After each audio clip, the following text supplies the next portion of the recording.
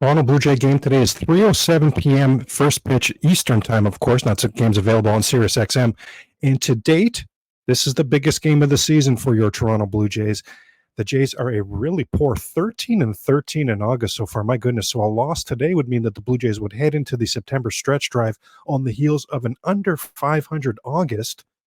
Plus, as is, they've won just 8 of their last 20 games at the Rogers Center and have won just one of their last 5 home series. So don't make it one of their last 6. My goodness.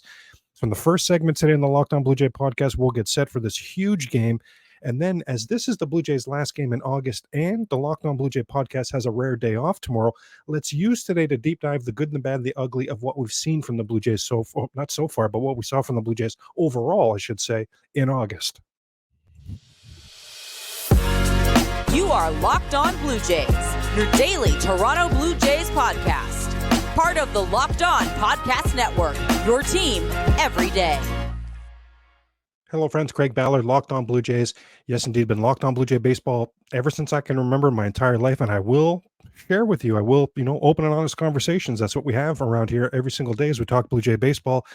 I've never been more upset with the team than the 2023 Toronto Blue Jays. It's the worst good team that this franchise has ever had. 87 was probably a bigger heartbreak. How 85 ended. I mean, there's been some heartbreaks along the way. Don't get me wrong. Last season's game 2 of that playoff series, right? There's been heartbreaks along the way, but from start to finish of a season, I've never seen anything like the 2023 Toronto Blue Jays. My goodness. Of course, I want to remind you that the Locked On Blue Jay podcast is part of the Locked On Podcast Network, your team every day. And all Toronto Blue Jay action, as frustrating as it is available for you this season on Sirius XM. And if you're taking in today's episode on the Locked On Blue Jays podcast, the YouTube page, thank you for that. And to the everydayers making the Locked On Blue Jay podcast your first podcast listen every day, thank you as well. Let's jump into this game. I mean, it's a huge one. It's a pair of 34-year-old veterans this afternoon down at the Rogers Center. 20 years of MLB experience between them. Let's start on the Blue Jays side. Chris Bassitt. 12-7 on the season, 4.00 ERA. Blue Jays 15-12 in Chris Bassitt starts. Now Bassitt overall 6-3 with a 3.07 ERA at the Rogers Center. And of the 25 home runs he's surrendered this season, only 8 have happened at Rogers Center. So big picture wise, yes, Chris Bassitt has been very good at home at the Rogers Center, but that's glass half full, glass half empty. Lately, has been his worst performances at the Rogers Center. Let's get into that here. Now, opponents on the season, again, big picture, hitting just 191 versus Bassitt at home. But Bassitt had, where am I going with, pitching his worst lately at home? Well, he had allowed 4 or more earned runs in just 1 of his first 6 home starts. But over his last 7 home starts, he's allowed 4 earned runs 4 times, including his last 3 games at Rogers Center. 3 starts in a row, he's allowed some runs. That was a 4-2 loss to the Orioles, a 5-4 loss to the Cubs, and a 5-2 loss to the Guardians. Now, the Blue Jays were 6-3 in Chris Bassitt home starts. Not only was he doing well, but the Jays were doing well when he was at home. Now just 6-6. Now, is that record all Bassitt's fault? Of course not. We know this Blue Jays offense is completely pathetic. Guillermo Hernandez, I've said before, you are stealing from this team. I cannot wait until he's not part of this organization anymore. My goodness, that whole hitting, the 3 hitting coaches they have, got to go. Blue Jays averaging 3.3 runs per game in the home starts for Chris Bassitt. I mean, what a putrid offense. Now, the current Washington Nationals, they're just 6 for 26, no walks, and 7 strikeouts versus Bassitt. So it doesn't have a whole lot of experience against him, but the experience he has had, he's been good. Now, this will be the 3rd straight start. How crazy is this? This whole series, this is the 3rd straight game where the best Nationals hitter against the Blue Jays starting pitcher is a pitcher. Remember, we looked at Josiah Gray, and we looked at Patrick Corbin being the best hitters against previous Blue Jay pitchers. Well, in this one, it's another starting pitcher, Trevor Williams, who's 1 for 2 a lifetime against Chris Bassitt. Now, Lane Thomas, I love Lane Thomas. He's 0 for 5 with 3 strikeouts. Bassitt has dominated Lane Thomas. The Bassitt nighttime ERA is stellar. It's 2.96, and everydayers know, we've talked a few times this season about whatever the legitimate routine to get ready for a night game, especially for a veteran pitcher, whatever that legitimate routine is, Chris Bassitt is writing the book on it. He's got that down pat. But when he's forced into action in an earlier in the day, a day game, 6.60 ERA. The Hound on the mound. Oh boy, to state the obvious, going to need to be better than that today. The Hound on the mound going to be opposed by fellow veteran, but this one's a lefty. It's Patrick Corbin. Now, Patrick Corbin was the opening day starting pitcher for this Nationals team. He's 9-11 on the season, 4.7 ERA. Now, 5-4, 4.89 ERA on the road. So, on the surface, you'd think he should be had. You should think, right? The Blue Jays 16-11 versus lefties this season. They should be in tall timber. Is that what they say today and this afternoon? Offensively, should be able to get going. The Nats the Nats are 13-13 in Patrick Corbin starts. Now that's impressive. 500 for a team so far under 500, and they've won 4 of his last 5 starts. And the only loss in there, Corbin pitched great. He didn't even allow an earned run in that game. So on the surface, right, just on paper, this looks so winnable for the Toronto Blue Jays. But we know the Nationals are playing extremely well lately, and Patrick Corbin is pitching well lately. In fact, the Nationals have won 4 of Corbin's last 6 road starts. Now, some glass half full sort of hopefully optimism for the Toronto Blue Jays. He's allowed 27 home runs this season, while 19 of those have come on the road. And righties, Davis Schneider, Vladimir Guerrero Jr., George Springer, the righties in the Blue Jays lineup here, they need to be on high alert tonight and hit a couple home runs. I'm thinking as Patrick Corbin's allowed 27 home runs this season, 24 of the 27 to righties. He dominates the lefties. Like, for example, Brandon Belt, I don't think we'll see in the lineup tonight. Belt struggling a lot the last couple of weeks, and just 9 for 40 with 10 strikeouts in his career against Patrick Corbin. So I don't think we see him today. Now, George Springer, speaking of the righties, Springer has hit Patrick Corbin in his career 4 for 10. There's a double in there, and there's a home run in there. Now, Patrick Corbin, not a hard thrower. That's scary, right? Blue Jays usually do bad against soft tossers, especially soft tossing lefties. Fastball's in the low 90s. His main pitch is his sinker. That's also in the low 90s. Now, his sinker, his slider, his fastball, and his changeup, I mean, they've all been hit. The slider is the pitch to be careful of today, though. It's been his best pitch. He has been hit around a little bit there, but I do respect his slider. With 2 strikes, the Blue Jays will either see the sinker or the slider today. So with 2 strikes, need to be ready to protect in case Corbin, breaks off a nasty sinker or a nasty slider. We'll know if Patrick Corbin is on. When Patrick Corbin's on, he's a ground ball machine. So we'll know very early if he's got his stuff going. When Corbin misses his spots, and again, this is what's leading to so many home runs, he misses elevated. So those elevated pitches, they need to be dealt with by the Blue Jays today. And when I say dealt with, I'm talking about out of the ballpark. We need 2 or 3 home runs this afternoon for the Blue Jays. Now, unfortunately, glass half empty here for the Blue Jays. He is Patrick Corbin is the opposite of Chris Bassitt in that he's much better in day games. Bassitt much better in night games. Corbin much better in day games. This one is a day game. A huge game. Huge. Tough to say a must win when it's not September yet, but my goodness, we're right on the doorstep, and I just rhymed off everything that's going on with the Jays at home lately. This is a must win game.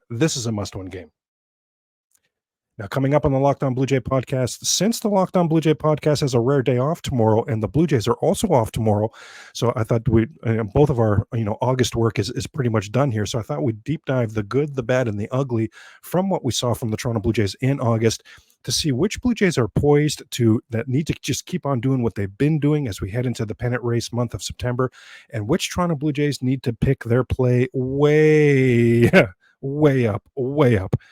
Now, first, I wanted to talk about LinkedIn Sales Solution. Are you struggling to close deals? Cold outreach is wasting the time of both the buyer and the seller at every stage, especially when sellers are using shallow and outdated data. Your organization can overcome these challenges with technology that translates comprehensive, high-quality buyer data into real-time insights. These deeper insights empower sales reps and teams to adopt the habits of top performers, which leads to better outcomes like more pipelines, higher win rates, and larger deals. We call that deep sales. And LinkedIn has built the first deep sales platform and the next generation of LinkedIn Sales Navigator. Now, right now, you can try the LinkedIn Sales Navigator and get a 60-day, 60, that's legit, free trial at linkedin.com/lockedon. That's linkedin.com/lockedon for a 60-day free trial. Let LinkedIn Sales Navigator help you sell like a superstar today. Just go to linkedin.com/lockedon and get started. 5 months into the 6-month season, today is game 134 of 162, and today ends the August portion of the Toronto Blue Jays schedule. So let's take a look at what we saw the good we saw in August, the bad we saw in August, and the ugly that we saw in August as it pertains to Toronto Blue Jay baseball. Now, of course, as per usual, we start with the good. Davis Schneider already has a higher WAR than Vladimir Guerrero Jr. is hitting. I mean, you know the numbers, just incredible. Great approach at the plate. He was devastatingly bad in the ninth inning yesterday. Could have been the hero, and it was his bat that even had the Blue Jays in the game yesterday, granted, but just a devastatingly bad at bat in that ninth inning. Rookies going to be rookies, I guess, right? But Davis Schneider just off to an incredible start. I've already bought his jersey, let's put it that way. I mean, he's just off to an incredible start. Davis Schneider was probably the best thing that happened for the Toronto Blue Jays in August.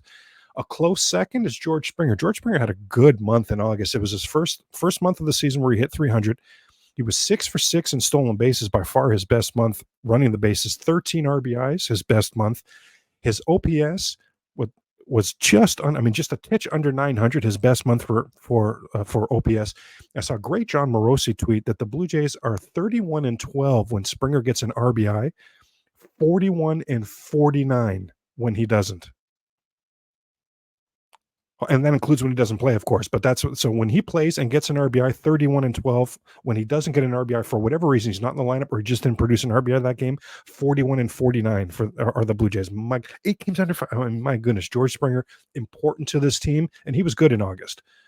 Brandon Belt rebounded from one of the worst months of his career. Now, his April and his July were as bad as Belt has ever been in his career. We saw a bit of a bounce back in August. Now, I do want to acknowledge that these last 2 weeks have been an absolute struggle, but overall, hitting the 280s in August, and almost half, 7 of his 15 home runs on the season came in August. And something to get excited about for Brandon Belt as well. I want to acknowledge that traditionally speaking, September is always the best month of the season for the 13-year veteran. I've got him in the good category. I'll acknowledge the last couple of weeks has been really bad. But overall, I've got Belt in the good category for August. Also have Dalton Varsho in the good category for August. August was likely his best month as a Blue Jay. Hit 250. It was his best OPS of any month at 775, and he had 16 RBIs. He had 34 RBIs coming into August, had 16 in August alone. Now, he continues to just be the worst thing I've ever seen at Rogers. I've seen 178 at Rogers Center, just insane. But the last few series at Rogers Center is hitting 240, and 240 is nothing to write home about, don't get me wrong, but it's so superior. It's 60 points higher than what he's been doing all season long. And, of course, so hitting has improved. Is the hitting been good? No, but the hitting has improved. So I see some glass half full there. And when you pair that with the defense, which is always stellar. So I do have Dalton Varsho in the good category from August. Yusei Kikuchi, he followed up on his he allowed just 2 home runs in July, and he followed that up in August by allowing 1 home run. This guy spent the first half of the season going back and forth with Lance Lynn for the most home runs allowed in baseball. August, he allowed but 1. 30 strikeouts versus 5 walks for Yusei Kikuchi in August. Is that good? My gosh. Those 5 walks, that's his lowest as a starter in his Blue Jays tenure.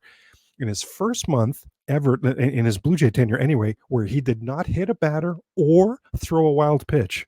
So the control, the command from Yusei Kikuchi, firmly in the good category for the month of August. Speaking of firmly in the good category from the month of August, and fellow lefty, how about Huyn-jin Ryu? I mean, everydayers know. I thought Huyn-jin Ryu was done with the Toronto Blue Jays. I did not see him contributing to this season's team. Coming back from injury, when he went out with injury, the last time we saw Huyn-jin Ryu, it wasn't exactly lighting the world on fire. In fact, he was regressing right before our very eyes. So even if he did somehow come back from this injury, how is he going to produce for the 2023 Toronto Blue Jays? I didn't see it coming. Well, it's here. It's here. 3-1 with a 2.25 ERA in August. Now, since that first start back back at the beginning of August, remember I used the Game Time app. Shout out to Game Time, and I was at that game. That was Ryu made his return against Baltimore. Now, he got hit in that game. I mean, what Toronto Blue Jay pitcher hasn't been hit by Baltimore this season, right? I know, yes, of course, but he's made 4 starts since. The Blue Jays have won all 4 of those starts, and Ryu in those 4 starts since that Baltimore game has allowed just 2 earned runs on 10 hits in 19 2/3 innings. That's a 0.95 ERA.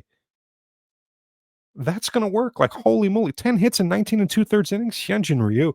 Opponents in those 4 games, opponents are hitting 145 against the monster.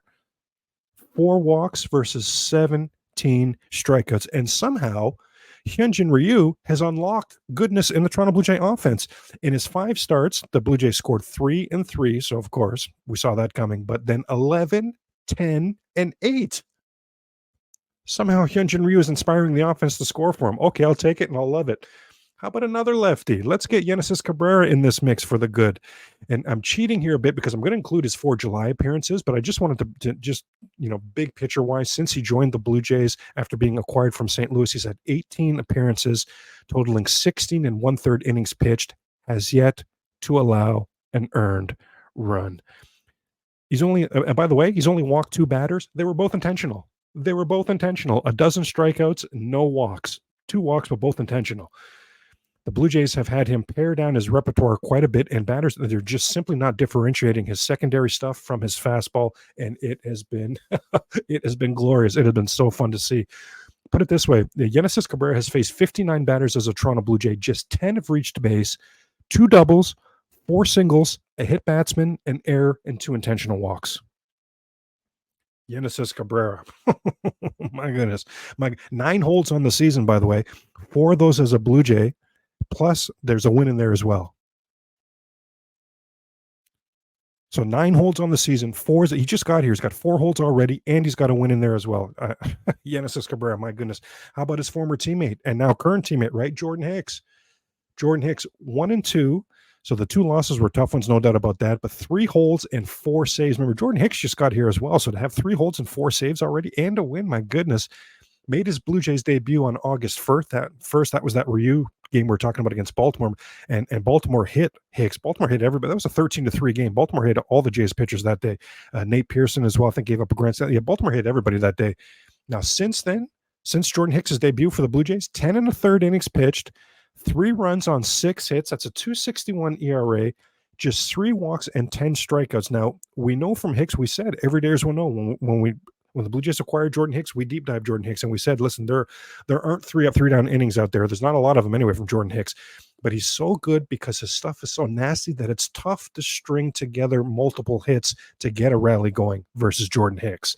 And he's already setting Blue Jays franchise records, by the way, for fastest pitches as well. I'm loving Jordan Hicks. Eric Swanson, my goodness, on the IL, that can go in the bad category because that is so bad for the Blue Jays because he was just killing it. The depth that bringing in Cabrera, that bringing in Hicks, the depth that has come to this Blue Jay bullpen has allowed Eric Swanson to be used properly in the month of August, and he was right back to being amazing. 1-0, 2 for 2 in hold opportunities, 2 for 2 in save opportunities, and just 1 run allowed. He had a 0.96 ERA in August. Is that good? My goodness. How about 1 walk versus 12 strikeouts? And opponents, he was being totally overworked coming into up to that trade deadline, totally overworked before the Blue Jays brought in reinforcements to the bullpen. In fact, opponents hit 378 off of Swanson in July. Oh my gosh. In August, bullpen back to bullpen has the depth now, legitimate depth. Swanson being used properly and effectively. Opponents hit just 212 versus Eric Swanson in August. So hopefully we do see him come back sooner rather than later. I've got Trevor Richards in the good category. Now, Craig, his August ERA was 6.43. Very true. He allowed 5 runs in August. They were all in one outing versus Baltimore. The rest of the month, 6 1/3 innings pitched, no runs on just 2 hits, no walks, and 7 strikeouts. Those 5 runs, by the way, that he allowed against Baltimore, those came in a game where the Blue Jays were shut out. So did his bad performance matter anyway? And by the way, just like we're saying earlier, what Toronto Blue Jay hasn't been a nightmare against Baltimore this season? Hasn't had a nightmare time, I should say, against Baltimore this season. And the rest of his August was all good. So I've got Trevor Richards in the good category. Bowden Francis closes out our good category. 8 August appearances, allowed just 2 solo home runs in 12 1/3 innings pitched. That's it. That's all he allowed. That's a 1.46 ERA for the rookie. 1 walk versus 11 strikeouts. My goodness. And this guy was a bullpen saver in August. 7 of his 8 appearances went longer than an inning. He even had a couple in there that went 3 and more innings as well. Bowden Francis, when he's given the ball, he's coming out of that bullpen and performing. I'm liking him. Now, I've got 2 guys that are in the good and bad category. I just couldn't figure out where to put them. Let's start with Vlad here. Vlad on the month, 260, 327 and on base and a 730 OP. I mean, just second lowest on base percentage month of the season, second lowest OPS month of the season, lowest home run month of the season, lowest slugging percentage month of the season. So why, Craig, what's the debate here? That's in the bad category, bordering on ugly. Well, why I've got it in the good and bad, I couldn't make up my mind, is he does have by far the lowest strikeout month. In his last 2 weeks, he's hitting just under 300. And in his last 2 weeks, he's grounded into only one double play. He's reached base way more lately than he had been. So glass half full. I mean, 3 errors. 3 errors in the month. He and Matt Chapman combined for half of the team's errors in August.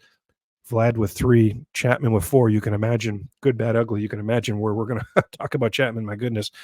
But and Vlad, I mean, Vlad limped to the finish line last season. Remember when Bo was putting together that incredible September? Vlad was free falling. Vlad hit 235 in September last season. Vlad's OPS last season in September was an absolutely putrid 680. So I wonder if we're seeing better offense from Vlad lately. So maybe I'm feeling really glass half full here, because there's a lot of bad again from Vlad in the month of August. So overall, I've got him in the good and the bad category. I've got Chris Bassitt in the good and bad category as well. He makes his final August start this afternoon. He's 2-1 on the month, 4.01 ERA in his 4 August starts. He's been pretty consistent, right? I mean, he ended July with a 4.00 ERA, and right now he comes into this game with a 4.00 ERA. He went 2-0, and the Blue Jays went 2-0 in his 2 August road starts, but he went 0-1. The Blue Jays 0-2 in his 2 August home starts. And as I mentioned earlier, I mean, he's allowed 4 earned runs, in each of his last 3 home starts. So was there enough good in there to make it totally good? Was there enough bad to make it totally bad? I see a real mixture there. In particular, the reason I'm confused, was he in the good or the bad category for Chris Bassitt is just because he's been unrecognizable lately at home. He had been incredible at Rogers Center. His last 3 starts, though, he's been hit. Let's get into some bad. Kevin Gausman, 2-3 in August, his first losing month of the season, 4.23 ERA, his worst ERA month of the season, and opponents hit 279 versus Gausman in August, by far his worst month of the season for opponents' batting average. Now that 2-3 record, I mean, we know how much of that is on Gausman, right? The Blue Jays scored 12 total runs in Kevin Gausman's 5 starts in August. I'm trying to breathe and calm down. Here we go, talking about the offense again. I'm getting worked up again. I'll try to calm down there, but my goodness, jeez, my gosh. But overall, August was supposed to be a month where Kevin Gausman was charging and closing the gap on his Cy Young candidacy when it comes to trying to catch Garrett Cole. Well, that gap widened in August because Kevin Gausman wasn't that good at all. In fact, I've got him in the bad category in August. The catchers. Oh my goodness. The catchers were 20 for 101. I think it was 20 for 101 or 102. They had under 200 in the month of, oh my God. Last season, the Toronto Blue Jays did not get offensive production from any position better than they got production from the catcher position. This season, just thanks to how pathetic Matt Chapman has been since April, the third base spot is now the worst spot. It just recently passed the catcher spot, but all this time, this whole season, the catcher spot went from best offensive producers last season to worst this season. Even as is, they're the second worst. There's 9 positions in the lineup. The catchers are the second worst. Alejandro Kirk had no home runs and 2 RBIs and hit under 200 in August. Are you absolutely kidding me? Danny Jansen. Now, Jansen's on-base percentage in August was good. It was over 390, but that's because he was hit somehow. How? He was hit 7 times in August. How? How does that make any sense? But his OPS in August was in the 660s. My goodness. And Kirk's OPS in August was 500. What's just over 500. I mean, oh my God. Oh my gosh. I'm so upset and down on Alejandro Kirk. My goodness. Kevin Kiermaier, only 11 starts in August due to injury, but he hit 220. I mean, everything but 250 on base for Kevin Kiermaier. Are you kidding me right now? Are you kidding? That should be, I'm correcting myself right now. That should be in the ugly category. A 300 on base percentage is not good at all, but it's bare minimum. Kevin Kiermaier, oh my goodness. Whit Merrifield. Whit Merrifield is in the bad category in August. He hit 230 in August. He was authoring his career best season, but he's lost about, 18 points or so off of his batting average in August. Might even have been 20. Whit Merrifield was on pace for his best season of his career coming into August. As he leaves August, he's now on pace for the 6th best season of his career. What a plummet. What a free fall. August saw Whit Merrifield get moved into the leadoff spot. He hit just 260 with a 277 on base in the leadoff spot. This is terrible. That's terrible. Last season, Whit hit just 211 in August, but his slash line in September for the Blue Jays, 338 average, 361 on base, 949 OPS. So we've seen Whit go from zero to hero August to September last season. Hopefully that's going to happen again. Would you believe in those last 3 weeks, Whit Merrifield has 1 walk? Whit Merrifield, since the All-Star break, has 5 walks. What is happening, Whit Merrifield? What is happening? Jose Barrios, 1-3 August record. I've got him in the bad category. This is the worst month record-wise this season. Allowed more runs in August than any previous month. Allowed more home runs in August than any previous month. Struck out fewer batters in August than any previous month. Allowed more hits per start in August than any previous month. He had 5 starts. Jose Barrios started 5 times for the Blue Jays in August. They won 1. They won 1 of those games. And we know not all on Barrios, right? The offense is so bad, but still, my goodness. Tim Meza. Now, Tim Meza was 1-0 in August with 6 holds. Craig, what's the problem? Why is that in the bad category? Well, August was by far the worst month of his season. He had 11 appearances, which totaled 8 1/3 innings pitched. Just 2 runs allowed. I mean, both from the last time out in that 10-7 loss to Cleveland. 10 hits, though, in those 8 1/3 innings pitched. That's not like him at all. And 5 walks in those 8 1/3 innings pitched.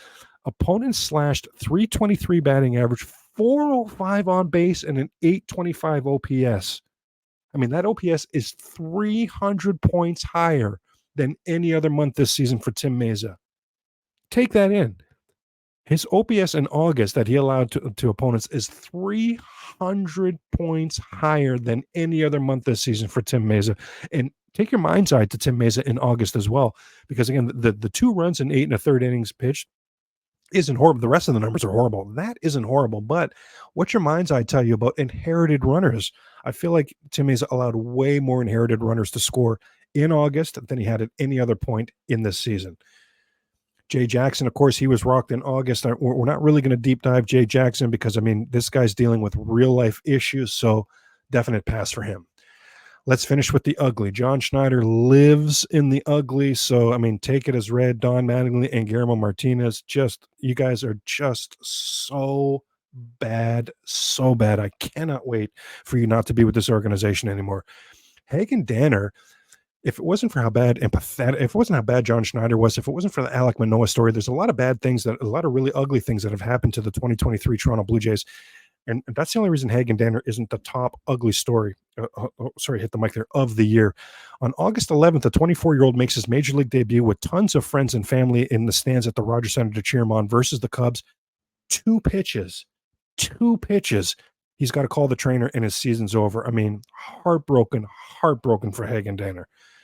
Bo, in August, Bo's in the ugly category, played just 8 games. 8 for 35. That's a 229 batting average. He's been caught and passed for the league in hits. He's lost points off of his batting average. Now, of course, remember now, Bo's last year, September was incredible, so hopefully we get back to that. But Bo, just the 229 batting average, that's why he's in the ugly category, yes, but not 1, but 2 injury list stints in August for Bo Bichette. Are you kidding me? That's ugly. That's not Bo's fault. I know that, but that's just so ugly. And last, and in my mind, certainly least, Matt Chapman. I made a comment under my breath the other day on the Locked On Blue Jay podcast that I hate Matt Chapman, and a listener rightly said, you know what, you don't hate Matt Chapman, but you just hate the production. That's so right. I don't hate Matt Chapman, the person, but his production I hate with a passion. Since April, Matt Chapman's been the worst player on the Blue Jays. I don't see how he hasn't been the worst player in all of baseball. I don't know that for a fact, but who could have possibly been worse since April than Matt Chapman? And August, would you believe it or not, August was his worst month. Oh my gosh. 197 in August. 256 on base percentage. Puke emoji. 532 OPS. This guy had one home run.